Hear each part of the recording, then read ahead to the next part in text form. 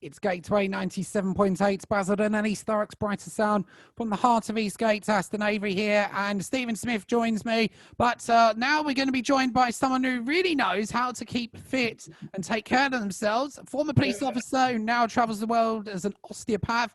He's an all-published author, scientific writer, an international lecturer in manual therapy. Giles Gyer joins us. Morning, Giles. Hi, guys. How are you doing? Happy New Year. Happy New Year. Happy 2021, Giles. So, Aston, I have known Giles for years, it seems like. And I knew him when he was a police officer. So tell us how you went from becoming a police officer, and it was quite a high-ranking police officer, as far as I remember, to becoming an osteopath.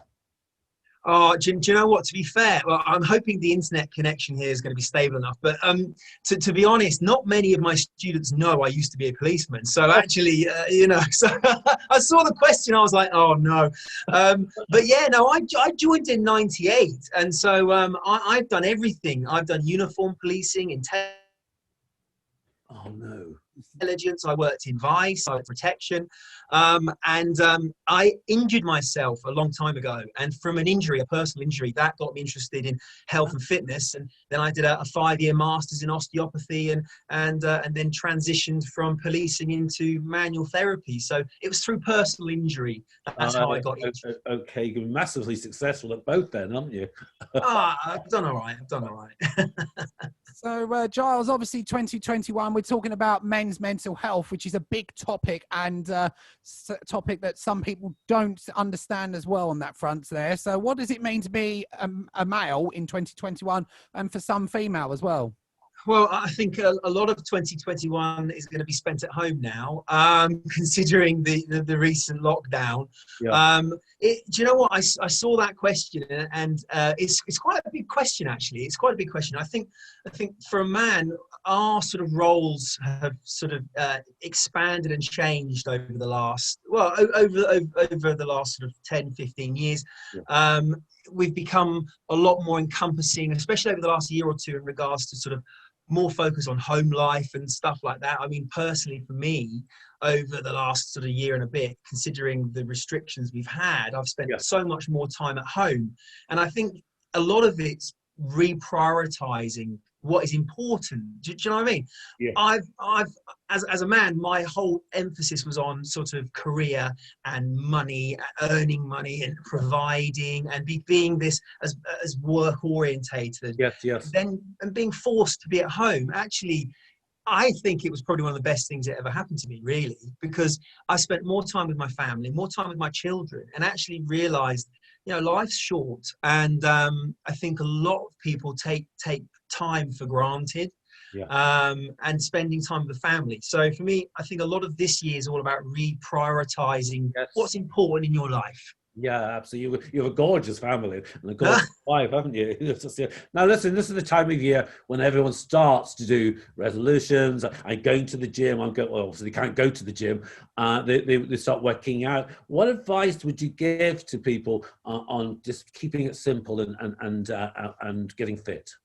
Do you know what? Well, firstly, it's about creativity, isn't it? Because we are stuck at home, maybe some outdoor training. So a lot of it's about developing some creativity on your exercise. But for me, a lot of it is about not pushing yourself too hard, too fast. The problem I see a lot of my clients and my patients having is that they start the new year, or they start an exercise routine, and they go at it 110% for the first 2 weeks. It's like, boom, they're trying to get that 6-pack in 6 minutes. They're like, I've never squatted before. Let's whack on 200 kilograms and see what happens, And injury. I mean, it's good for business. It's not good. The internet's bombarding you with visions of these people that incredibly have taken a pill and turned into a 6-pack, or have gone. I wish. I've been training with you for like 15 years, and I've got a 1-pack at best. A 6-pack's made in the kitchen, not in the gym. A lot of it's all to do with body fat. But do you know what I say to my patients? If you've not exercised before, 1%. That's all I ask for. If you can improve by 1% on a consistent basis, that leads to massive changes. Don't try and do everything you can at the very start. Slow, consistent progression. And these things take time. I mean, you know, Steve, as well as I do, that, you know, you don't look like the cover of a Men's Health Fitness magazine within 5 minutes. I wish it was that easy. With Photoshop, a lot of them don't look like that. Well, I know what you. Well, this is another problem. I think what you see on social media and what you see in reality are two different things. And I do feel sorry for people if they've never exercised before, looking online and trying to compare themselves to that. I mean, Steve, you and I are lucky that we look like Men's Health models. I mean, but we are the exception. I'm not saying you don't, buddy, but you know. But I would say to my patients, leave the ego at the door. Yeah. Don't stress. Leave the ego at the door. Slow, consistent progression. That's what I would say. Absolutely. Now, Giles, obviously on that front there, obviously you mentioned about keeping fit as well. So what do you do to keep in good shape? Well, a lot of twerking, a lot of Zumba. No, I can't back that up. That's a total lie. Get my hot pants on and give the people of Bromley a show. No, for me, I mean, I love strength and conditioning. I love exercise, but at the moment, because we can't get in the gym, what I'm doing at the moment is I'm lucky enough, I have a kettlebell at home. So I'm doing short impacted HIIT training.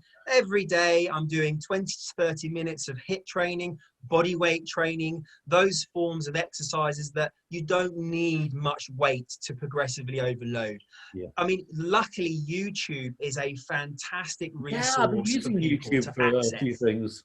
I've been trying to take up yoga. You know what? So I've been using YouTube. Well, that's great. Yoga, Pilates.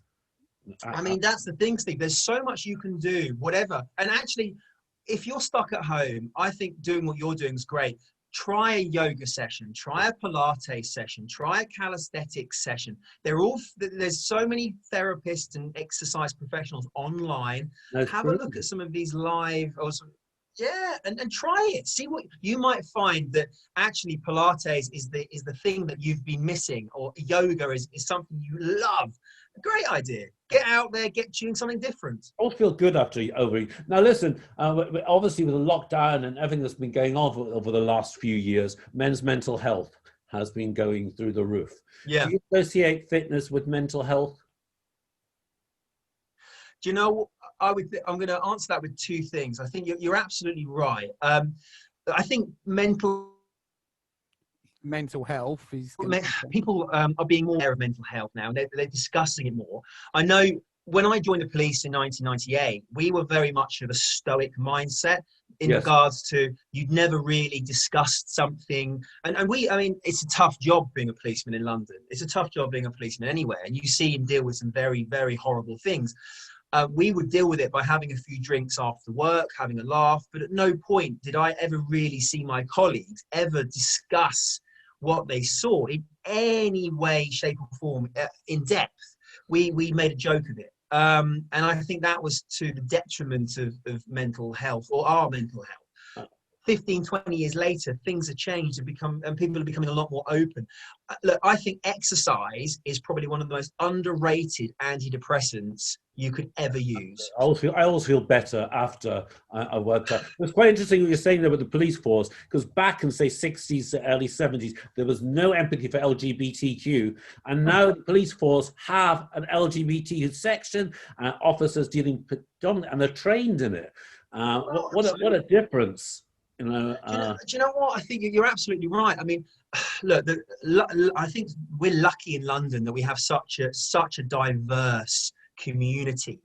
You can't just stick in one mindset and work in one sort of paradigm when you're dealing with people from all different backgrounds, religion, ethnicity, sexuality. And that's the one thing, at least the Met, I know in the 20s or nearly 20 years that I was in there, that there was a huge training element in actually dealing and dealing with people from different backgrounds and educating people from different backgrounds. So I think you're absolutely right. the police especially has transitioned. I mean, don't get me wrong, there still needs more work to be done, and that's the case in a lot of different professions. Yeah, there's always going to be pockets of homophobia or racism in every industry. Mate, you're going to get idiots in all professions. Do you know what I mean? You're going to get idiots everywhere. Even the LGBTQ community, Laura. Yeah, exactly. I think you need to find a good balance. But I mean, exercise, in my opinion, is so underrated. Yeah. Not just from a mental health perspective, but from a physiological perspective. Yeah. You know, you touch the skin, you touch the brain. Every time you exercise, you are affecting the brain, not just from an endorphin release, feeling good, but you have massive positive health benefits from exercise. Just looking at like cognitive decline, patients that go through cognitive decline, such as things like dementia and Alzheimer's, they're looking at exercise as ways of helping them reduce that. You know, because you can really have some positive health benefits. And like I said, exercise is very underrated. And in a society that is, you know, eating more and doing less, it's really important. You know, let's be fair, Christmas has just come around, and I've got a box of celebrations that it was like 5 kilograms at the start. You know, I'm surprised I haven't got diabetes. So obviously, Giles, as well, you're an author as well on that front there. So can you tell us a little bit about you being an author, please? Well, I'm certainly not J.K. Rowling, so so don't expect to retire when you write your first book, unless you are J.K. Rowling. No, I've written 4 books now, actually, over the last sort of 5-6 years, and they've all been within sort of manual therapy. Nobody reads them. My mum's got copies of every single one, and all my friends and family get copies every Christmas.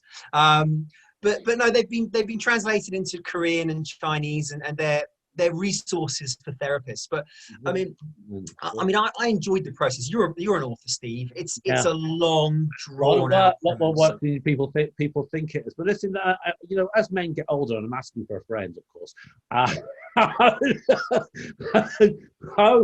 What advice do you give a man getting older and looking after their body? You know, I would firstly. There's two things here. Nutrition is key. So nutrition is key. What we put into our bodies really has a massive impact on our on how our general health is, how our immune systems are overall. So for me, it would be about looking at diet, reduction of processed foods, reduction of sugar, trying to reduce a bit of alcohol if you can, making sure that you're covering all your sort of nutritional deficiencies, good multivitamins, and exercise. Now, when I say exercise, it's really important for elderly or older people. I say elderly, sorry, older people. Strength and conditioning, actually creating strength, loading the tissue, being strong.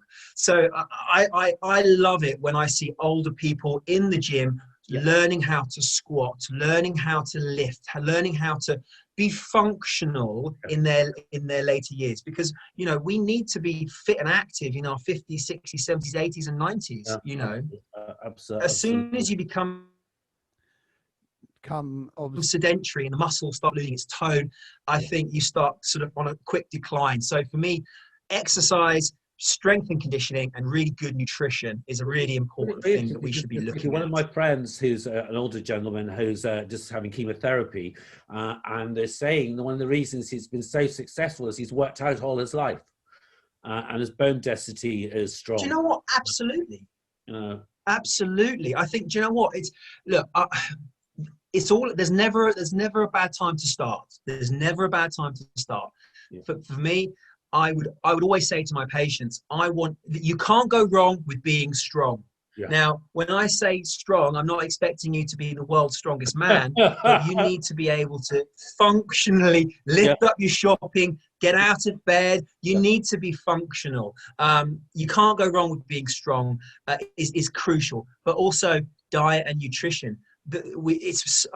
For the last couple of years, I've been looking at diet massively, and it's one of the things that I've taken away. You can't out-train a bad diet, and especially with metabolic disease, type 2 diabetes and obesity being rife it's really important that we have a good understanding of what we're putting into our bodies, because it can have a big impact on how we are generally, you know. And sleep, don't forget to sleep. Now, Giles, it's wonderful having you on today. How can people follow your work? Well, you can find me pretty much on social media. OMT Training is the social media tags. You know, you can have a Google and that sort of stuff. So OMT Training is where Instagram and Facebook, and we put loads of information up there. People can contact us there anytime, not a problem at all. Oh, Giles, it's been really amazing having you on. Please come on again. It was really, really fascinating. Thank you. Love to, guys. Listen, Happy New Year. Stay positive. Get exercising. Bye. Take care, guys. Absolute pleasure. See you guys. Bye.